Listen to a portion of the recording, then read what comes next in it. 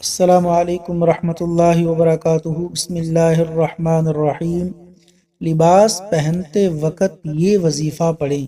سنن ابو داود، حدیث نمبر 4016۔ حضرت معاذ بن انس رضی اللہ عنہ سے روایت ہے، وہ کہتے ہیں کہ رسول اللہ صلی اللہ علیہ وسلم نے فرمایا، جو شخص لباس پہنے اور یہ کہے تو اس کے گزشتہ گناہ معاف کر دیے جاتے ہیں۔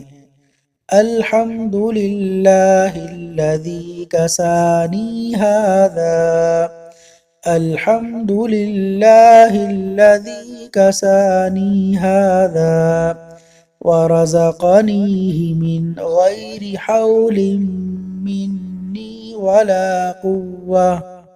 ترجمہ: تمام تعریف اللہ تعالیٰ کے لیے ہے جنہوں نے مجھے یہ پہنایا اور مجھے یہ میری ہمت اور طاقت کے بغیر عطا فرمایا۔